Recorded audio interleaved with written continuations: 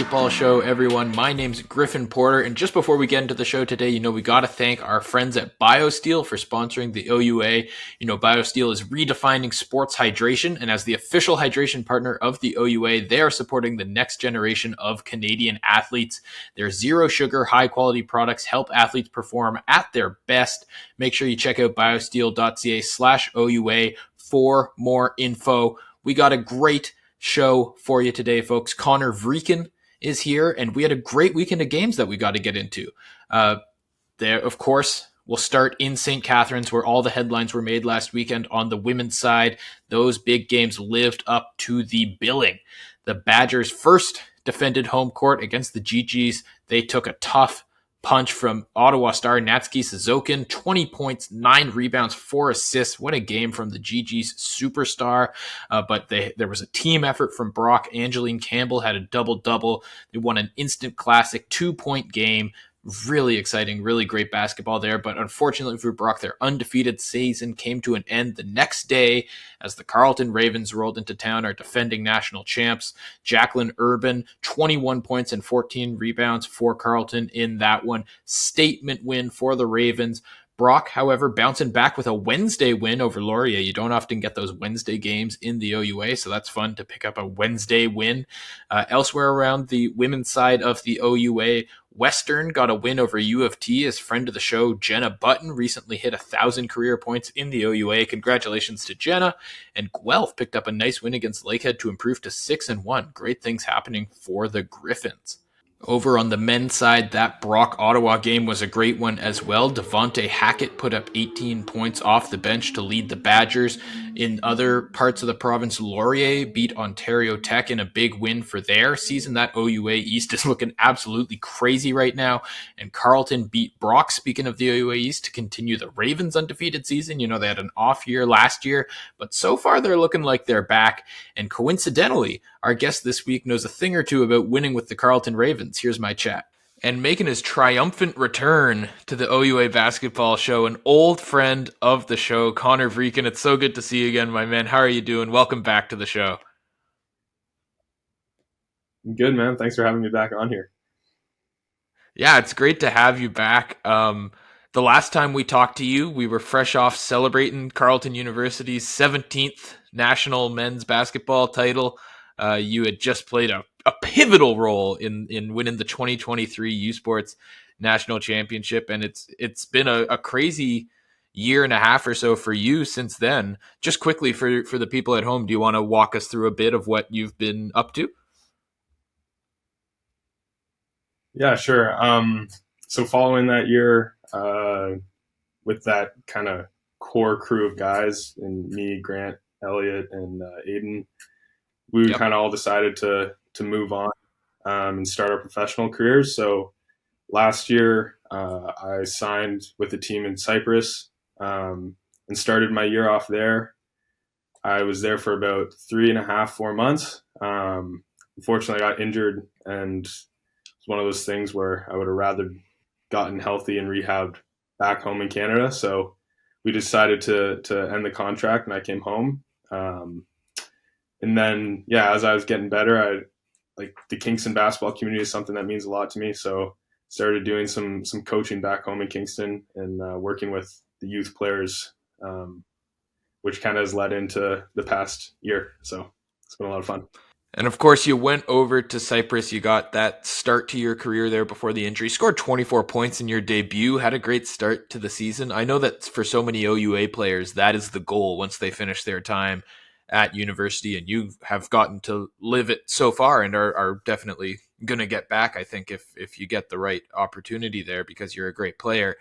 Is that something that you would recommend? What was that experience like? Did it live up to your expectations? Yeah, I mean, I enjoyed my time in Cyprus. It was it's very different than U Sports. I think a lot of schools have good infrastructure in terms of like access to courts, high quality coaching, like strength and conditioning coaches. It's definitely not the level that Division I has it for sure, but U Sports definitely competes and the athletes get a lot of resources. When you get overseas, like guys will talk about it, and you don't believe it until you get there. But you were very much on your own in a lot of situations. Like Hmm. we would practice once a day, maybe twice a day. Outside of that, there was very little access to gym time. Um, Really?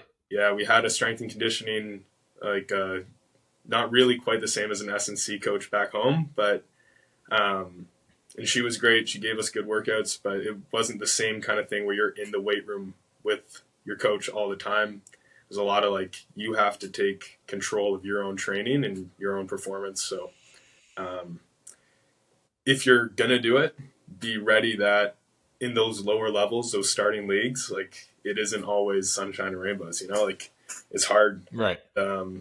I think having talked to some of the like, Carleton alumni, like Keza, who's like played at a pretty high level, been over there for a while. Yeah, super high level. Yeah, like you've got to kind of outlast other guys to some extent, and you know when you're over there, you're away from home. Um, Hard to stay in contact with family sometimes with the time change. Like you really got to ask yourself, like, do I love basketball, or do I love what comes with basketball? If you Mm. really love basketball and you love being in the gym, you love to play, you love to compete, um, then it's definitely something that's for you. If you're one of those people who, which isn't nothing wrong with that, but if you like basketball because of what it brings you, like the attention, the social media, like this, that, and the other. I mean, it's not the same over there in those lower levels that it is over here. So, yeah, you gotta go there with the right intentions and with the right mindset that this isn't going to be the same as home, but you got to embrace the culture, embrace the people around you, and kind of fight your way through those kind of times when you're missing home and you'd rather be back there. So, Right. Well, that's a great answer to the question. I think that'll be really valuable for any OUA players who are watching, which I'm sure there are many. You guys should be tuning in every week. This is a great show. Um, but were there lessons that you learned from the OUA and from U Sports and from your time at Carleton that helped you over there? yeah, I mean, there's always the joke that, people go to Carleton, they become a robot, right? Like, Right. you play in the system. That's the only way you know how to play. Um, but I don't know what they're talking about. I think very very individualistic team over there. I understand it. Like there's a lot of structure in place, but when you go to Europe, like it's similar. Like there are coaches who want you to run through the sets and like play a very specific way. So it definitely prepped me well for having to deal with that. But I think the biggest thing, I was talking to one of the Carleton assistants the other day about it. Like one of the big things we talked about at Carleton was like, what is your idea of fun? Like, what about basketball is fun for you? If you're going into games like you're trying to have fun by scoring 20 and by being the main guy and doing that, like that's great. But what if that's not your role somewhere else? What if you're not hitting shots that night? When we tried to frame it as like redefine your fun into, are you a competitor? Are you just loving that you get to be on the floor and competing against other people? And maybe like part of that is trying to make your opponent have the worst day of their life when they have to play against you.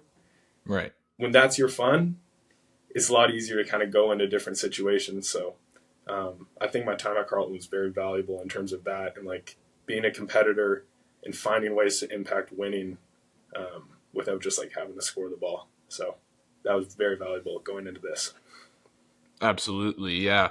And so of course you have your time in Europe. You mentioned you had the injury, very unfortunate, but you come back to Ontario and you decide to get involved at the youth level, at the minor basketball level with some great camps. What inspired that when you were rehabbing your injury and all that? What made you decide that was what you wanted to do? Um, so, I mean, running a camp in Kingston has always been something I wanted to do.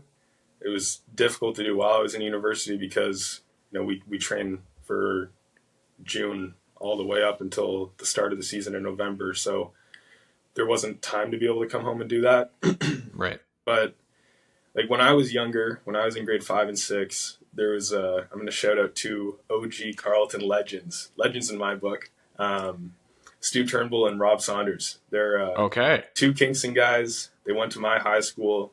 And when I was in grade 5 and 6, that was around the time when they had just finished at Carleton. And Stu ran a basketball camp one summer, and then Rob Saunders ran it the next summer because Stu couldn't be there. But those two really inspired me when I was young, and I remember finishing those 2 summers, going to my dad and be like, listen, like, this is the goal. Like, D1, no. Like, I'm going to be a Carleton basketball player. This is what I do. And it's like, yeah, like, sure, that's great. Support you, whatever, help you how I can.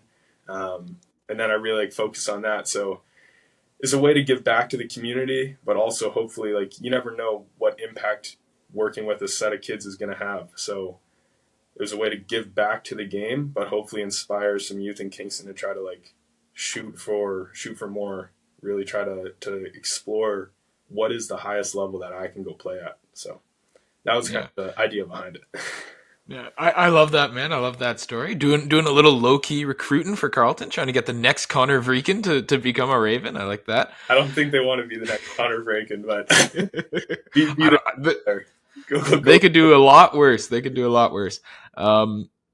Shout out to those two Carleton legends for they delivered the program a couple national championships when you think about it. Just and after the coolest text I got after that national championship in my last year was a group chat. It was from Stu and Rob. And they said, "Welcome to the club. Like, you got 4 now.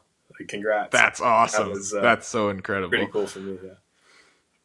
That's great to hear. Picking them right out of the Gales' backyard.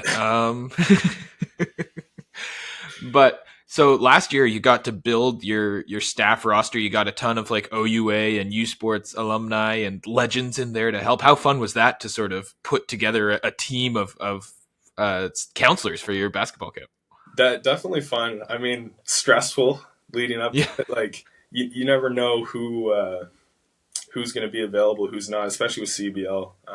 Right. But, my pitch to them was, this can be something really special. Like, I tried my best to keep the staff from Kingston and the surrounding area as much as I could.